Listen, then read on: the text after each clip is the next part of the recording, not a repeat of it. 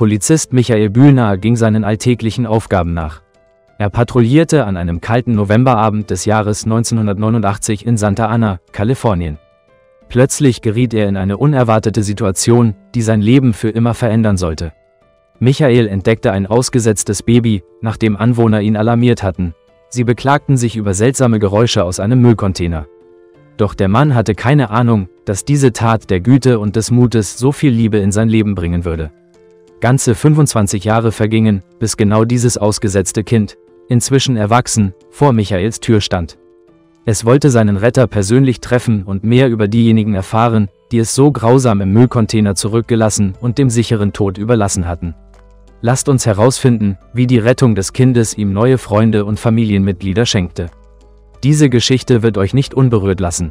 Bühlner reagierte auf die besorgten Rufe der Anwohner, die von der Straßenecke kamen. Aufgeregt zeigten sie auf einen Müllcontainer, aus dem seltsame Wimmergeräusche zu hören waren. Der Polizist näherte sich, öffnete den Deckel und fand darin ein kleines Baby.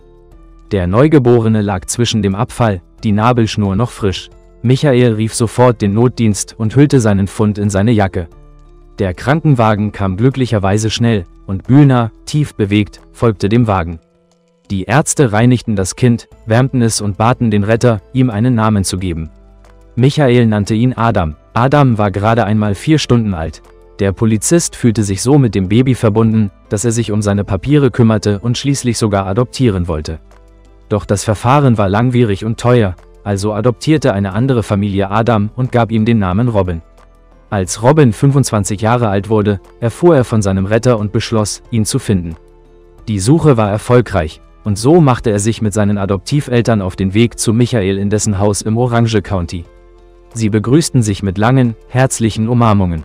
Doch die Geschichte endete nicht dort. Bühlner erfuhr von Robins Wunsch, seine leibliche Mutter zu finden, und half ihm dabei.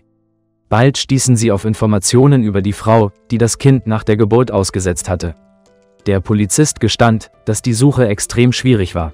Doch lokale Nachrichtenberichte im Fernsehen und Radio halfen. Ein Mann namens Mesa meldete sich, Robins leiblicher Vater. Es stellte sich heraus, dass er mit einer Frau namens Sabrina zusammen gewesen war. Sie hatte ihm nichts von der Schwangerschaft erzählt, geschweige denn davon, dass sie das Kind loswerden wollte. Robins biologischer Vater konnte kaum glauben, dass er seinen erwachsenen Sohn treffen würde. Für ihn war es genauso emotional wie für alle anderen.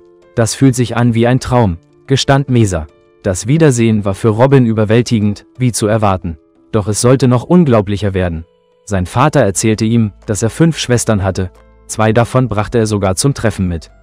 Eine ganze neue Familie in nur wenigen Tagen. Robin freute sich über die Fotos mit seinen neuen Verwandten, doch es fühlte sich seltsam an. Ich wurde als Einzelkind großgezogen, deshalb ist es ungewöhnlich, aber toll, plötzlich so eine große Familie zu haben, sagte er. Polizist Michael, der alles beobachtete, kämpfte mit den Tränen. Ich bin unendlich glücklich, dem Jungen damals geholfen zu haben. Er ist zu einem wunderbaren Mann herangewachsen. Dafür danke ich seiner Adoptivfamilie.